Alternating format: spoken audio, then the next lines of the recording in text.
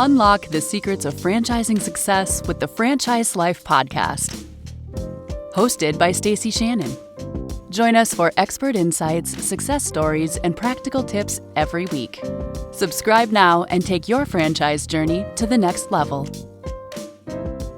Hello and welcome to the Franchise Life. Today we are featuring a brand called the Southern Steer Butcher. So this is really a fun concept I'm excited to dive into. And with me, I have Greg Snyder, the founder of Southern Steer, and Justin Kemper, who manages franchise development. Welcome, gentlemen. Thanks for having us, Stacie. Appreciate you having us. Absolutely. Okay, so Southern Steer, I've never featured a butcher shop before, so I'm anxious to learn more about this. So before we dive in, Greg, you started this business in 2013. Your personal location, the founding location, is in Clearwater, Florida, Clearwater, St. Petersburg area. Is that correct? Clearwater, Florida is our technical address for sure. Okay. So started in 2013, started franchising in 2020. You currently have 7 locations that are operating throughout the United States today. You've awarded 25 territories, and spoiler alert, you have 2 more that are in the process of closing. So a total of 27 territories now. That is fantastic. Congratulations. Thank you. We're excited about that. All right, Greg. So I understand you have a strong history in the food and beverage industry. You were with Bloomin' Brands for over 20 years. So give us the history, the backdrop on how Southern Steer came to be. Well, there's an arsenal of mom and pop butcher shops featuring high-end and marinated meats throughout the northeastern part of the United States outside of Boston. And these concepts had ran successfully for decades, generationally handed down. And I originally started the first store with a couple of partners, and they had grown up in the area and thought, well, what is it about this concept that we don't have it in Florida yet? And when I got introduced to the brand, got introduced to the business model, I was like, this seems like it would make sense. And, I was kind of ready for a career change to kind of let my entrepreneurial blood flow and take a leap out of corporate America. And I figured with my food service experience and what I call the University of Bloomin' Brands training, I knew how to engage customers. I knew how to run efficiently and minimize waste. And I thought, well, let's apply all this to a new concept and see where it can run. And I made the leap with those 2 partners, and eventually I bought them out about 3 years later in 2016, and then opened up a second location in 2017, which at the time wasn't a franchise. I had owned it and ran the 2 successfully. And that's where it got to, well, what are we going to do next? Let's franchise. So that's where we are now with actually 8 open units. One of them's the original store I had. So we're in a good place, I think. All right. Well, I will have to agree with you. So I'm just across the way from you in West Palm Beach, Florida, and originally from Cedar Rapids, Iowa. And I was just home a couple weeks ago, meaning Cedar Rapids, and there is a butcher shop there that I used to go to constantly. It's called Nelson's Meat Market, and it was such a great experience. Absolutely loved going there. And they also did ready-made meals and so forth. But I have found here in West Palm Beach that you have to search high and low for a butcher shop. And I have found one, but the pricing is just kind of crazy. So anyhow, with that said, How do you, so I know you have some background in food and beverage, but a butcher shop is a very different type of business to run than you are traditionally used to, in the sense that you do cut the meat there for individuals. They can get the thickness they want, any type of cut. So how do you get comfortable with that? And how do you learn the different meats that you offer? I learned about it just by hiring a couple of good meat cutters that I knew from prior work and brought them in at the beginning.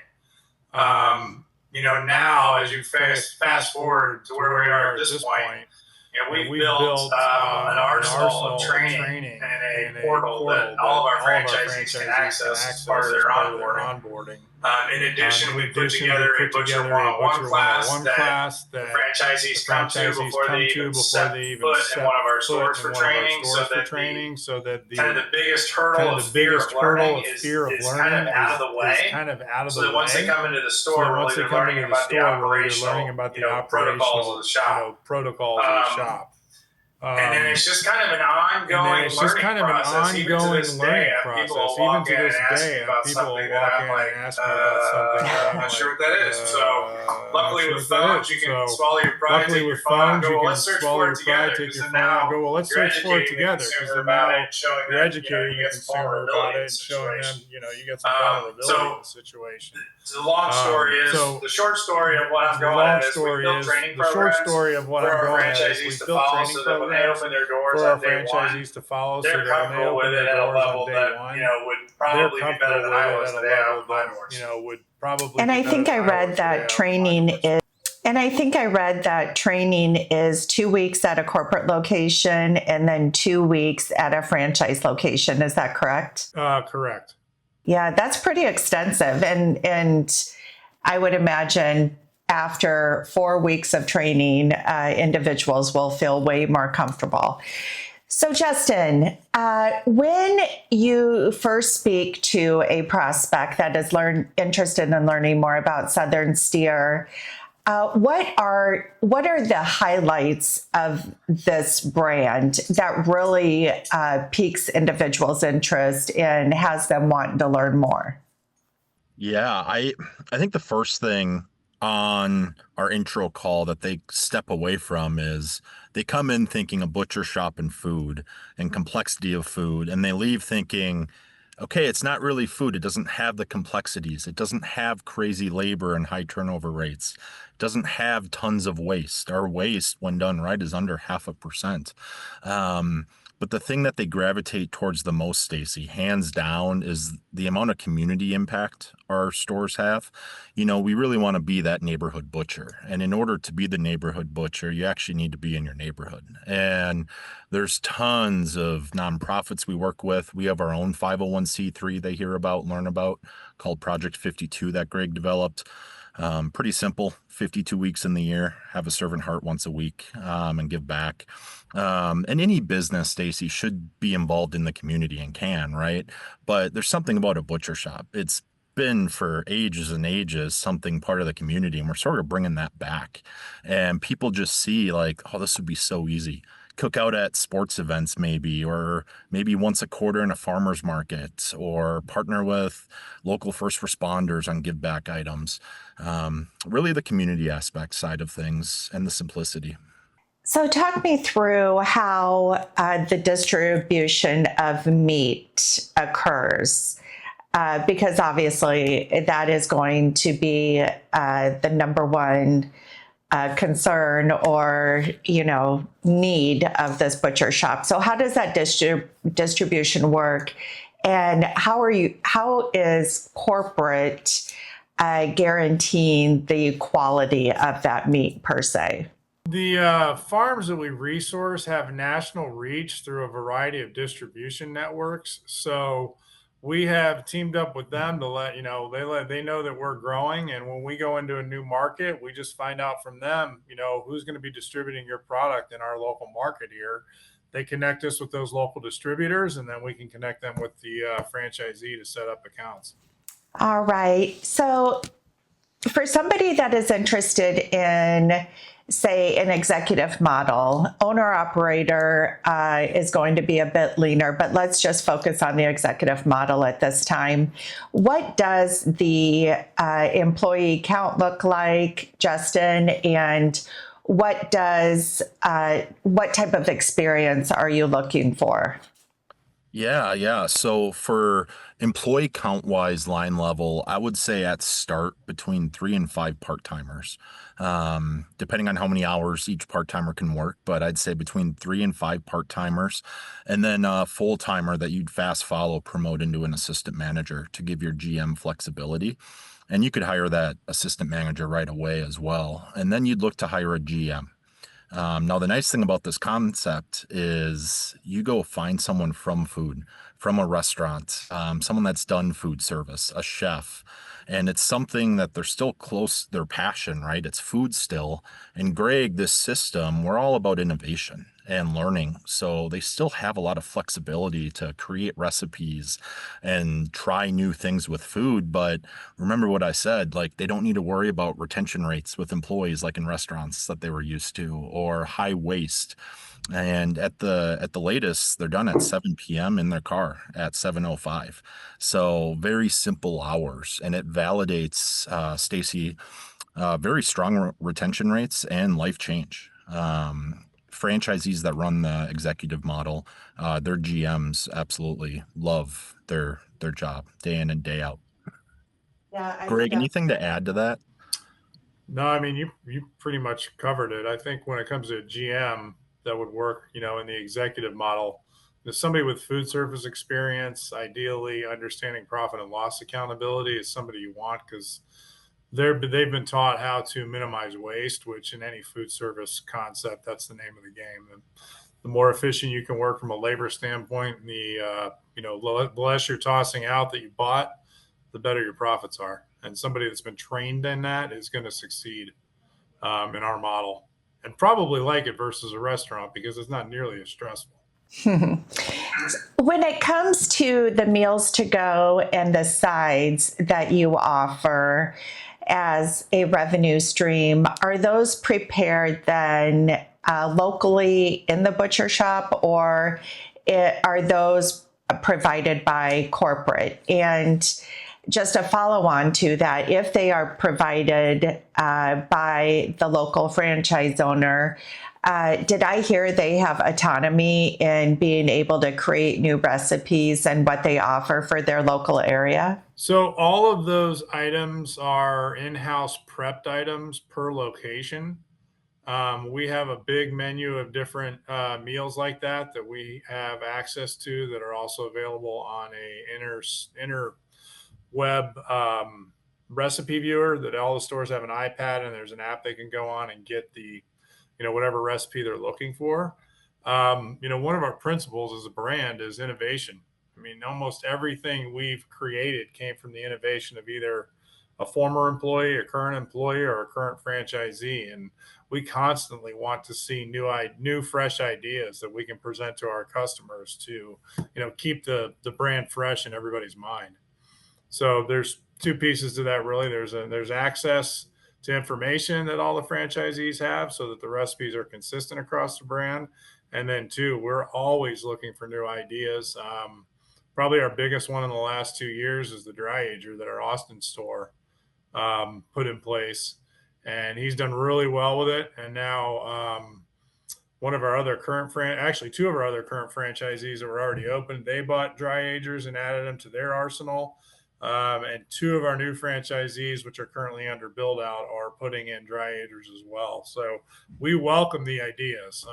We know we're young enough that there's a lot that can be added and the brand can continue to evolve, but we're experienced enough to know what works, and we want to make sure those things are in place on a regular basis for a new franchisee.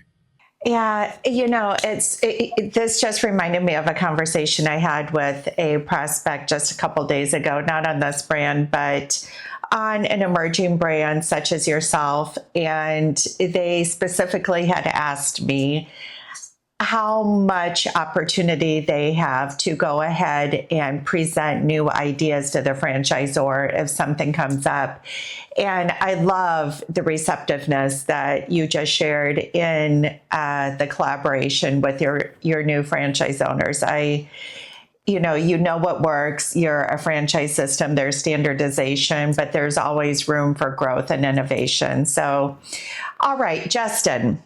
Another revenue stream is classes, which I think is a fun little twist for a butcher shop such as this. So can you give us a little bit more details into what type of experiences Southern Stair offers as far as classes? Our meal prep classes are really starting to expand to innovate.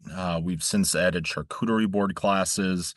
We also have classes catered more towards the youth and children. First time in the kitchen. Let's arm them with some recipes, food safety, kitchen safety. And you started off with, yes, it's a revenue stream, and that is the intent. But the primary intent is to stay top of mind in the community. There's such fun events. Typically, franchisees would do them like once every other week, and they come in. Maybe it's a date night, family night, neighborhood outing, small business team building exercise, and they come in and we teach them how to make some really cool meals. Not just how to like season and cut steak, but how to make like Asian tacos, for example. But what franchisees have told on validation calls is, what's great about them is halfway through, they sort of stop listening to you and they just all talk to each other, and they find out like, oh, we go to that church, or our kids had that teacher last year, or our kids signed up for soccer too. And, it was relationships that were forged in the community because of you, because of Southern Steer. So we continue to stay top of mind and they keep coming back. Justin, what would you say is, we've talked about multiple revenue streams here. So what would you say is the breakdown between the multiple revenue streams in as far as a percentage of the revenue? So the meat itself, any other products that you guys sell in the store, the classes and so forth? Ooh, meat for sure. I'll actually lean on Greg for more rough. I would say probably meat is 80%, classes and sides are probably 10% or 10 to 15. And then miscellaneous items, beer, wine, like 5%. That's accurate. All right. I didn't realize you guys had beer and wine in the store as well. It's optional. It's not required. But that's something innovative too. One of our franchisees, the wife, the spouse, she's a sommelier, and she's brought a lot of her ideas on product placement and pairings, and we've learned a lot from her and seen a lot of growth in wine sales because of it. Do you guys have an average ticket that you can share of, and maybe it's from Greg, your location and the history, or some of your newer franchises, but what does the average ticket run? A little over $60. Okay. For the non-dry age stores. For stores that have the dry age concept, pretty significantly higher. And what is dry age? Just not being somebody who is that well versed in a butcher shop or dry aging of meats.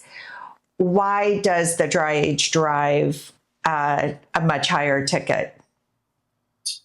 Well, the process that the meat goes through helps break down the fibers in the meat that make it end up being more tender.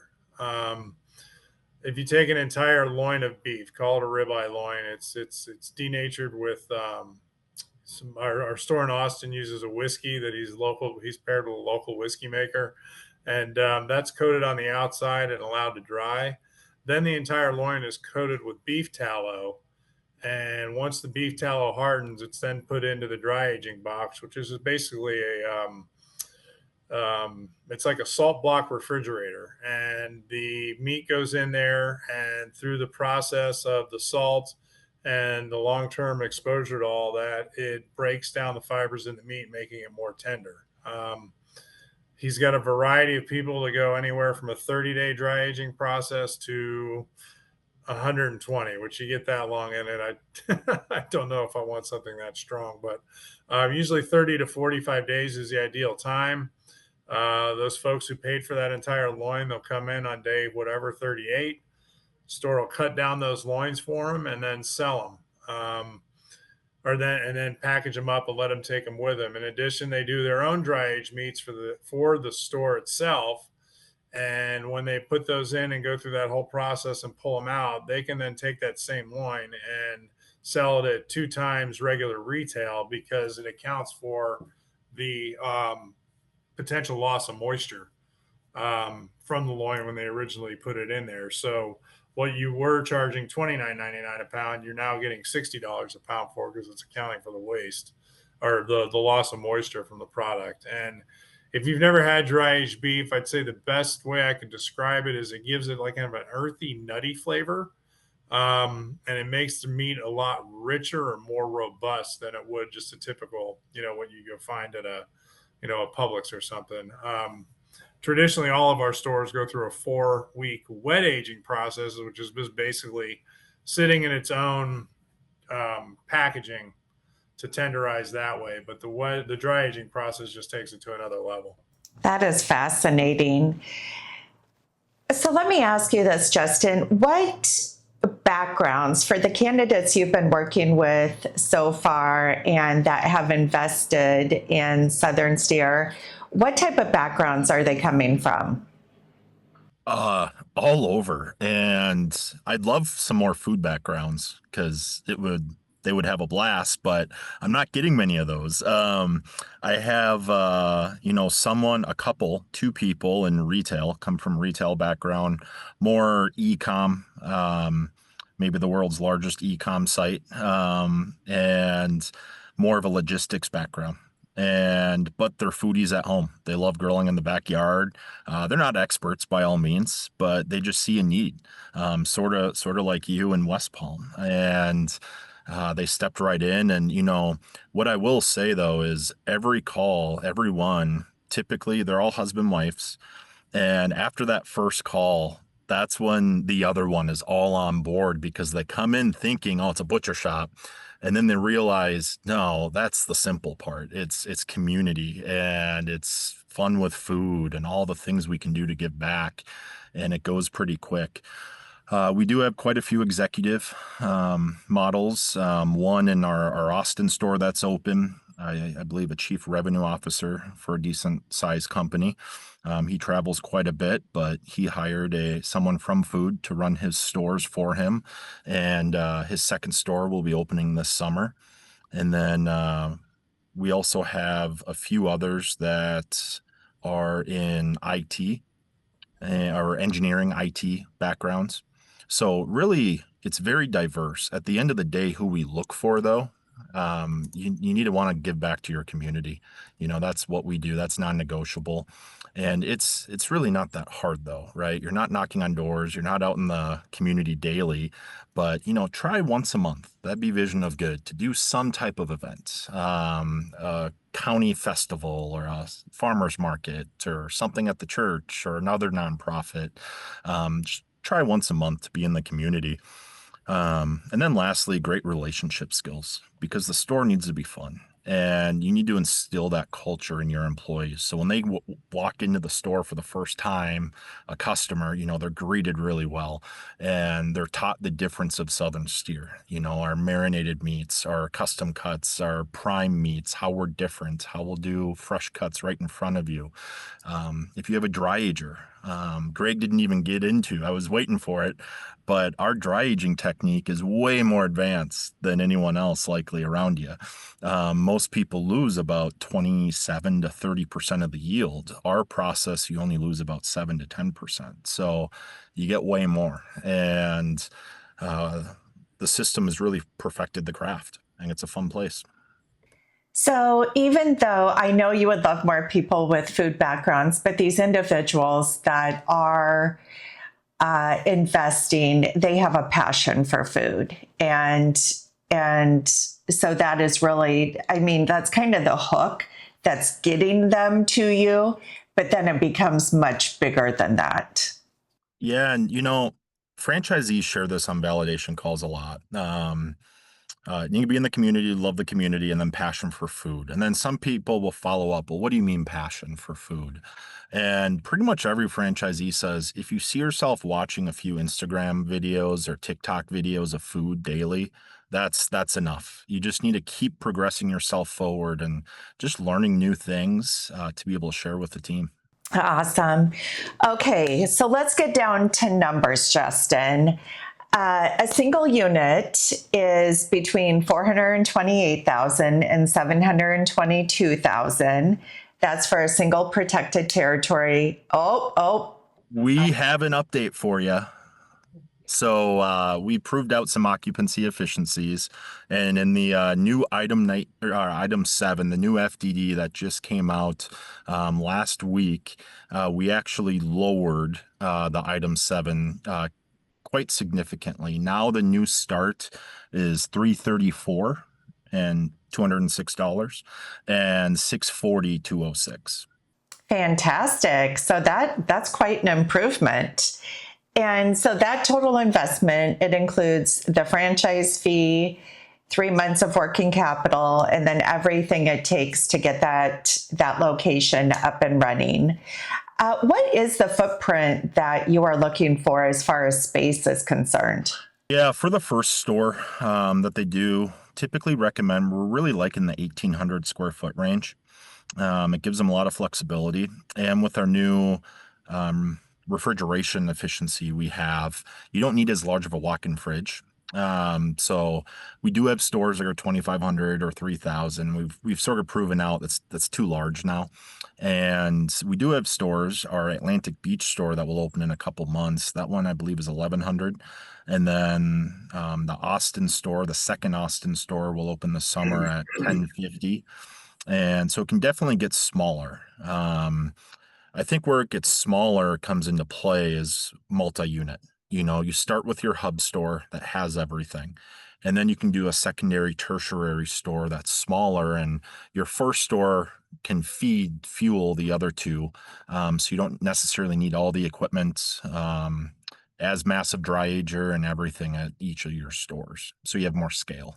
All right, Justin, from an item 19 standpoint, where you are able to show us some financial representations of franchise locations, or even, the affiliate location in Clearwater, Florida, what would a prospect see as far as potential ROI on this brand? Yeah, so I'll just give you a frame of reference quick of the item 19. So we show 3 full chart of accounts. We show the affiliate location, Greg's first store that he still owns. And then we have 2 franchisees that have been open and operating full 2024 data in there as well. And then we also added Q1 this year, just top line revenue. So January, February, March, a few months ago. And we have more stores in there just to show more data as much as possible. Like, hey guys, it's not just 3 stores. We have the store St. Pete that's opened up last year, and they're doing the same amount as Sarasota that's doing really well, as you see, monthly. So they'll see that, and they'll see a lot of growth too. We have month over month growth as well. And the reason why we put that in there is you'll hear a lot of new updates on marketing that we rolled out last year. A new rewards program, loyalty program, creating sticky customers, TikTok videos, cooking videos that we do, really capturing younger generations and female shoppers, drastically incremental. One store, our Alpharetta store, is actually primarily female shoppers, which is really cool to see. We're very inviting and inspirational. But do you want me to give you specific numbers? I would love for you to give me some specific numbers. So what they'll see revenue wise, and it'll be conservative and either round down slightly. You'll see from a top line revenue between 1.5 and 2.1 million And again, I'm sort of shrinking that a little to be conservative. And then from a bottom line, they'll see between our worst netting 60 and then all the way to 268. Wow, those numbers are drastically higher than what I saw in the 2024. We've had some growth and a lot of improvements in the system. And just so you know, those are full chart of accounts with a manager in place. So if they're going to be the owner, maybe factor in an additional net 70 to 80,000 as well. That is fantastic. Well, Justin and Greg, thank you so much for joining me today. Any last words from either of you guys? I don't have any other than everybody needs a good community butcher. So Southern Steer's your answer. Yeah, I'll say, this is such a fun brand. Franchisees love it. They're excited. It's a family thing. The amount of franchisees, I screwed up. I missed this, where it's going to be a family venture. They're going to have their kids involved, is quite a bit. Our Sarasota store that's been open for a while, their youngest is 12 now. She sets up a Southern Steer tent outside and sells lemonade, and they donate everything back to charity. Tons and tons of kids involvement. So if you're listening to this or you're talking to Stacie and you want a fun, unique concept that you never would have thought of looking at, I'd love to talk to you. All right. Thank you so much, Greg and Justin, for joining me today. Thank you, Stacie. For anybody that is interested in learning more about Southern Steer Butcher, please feel free to reach out to me at Stacie@fusionfranchising.com. Thanks and have a great day.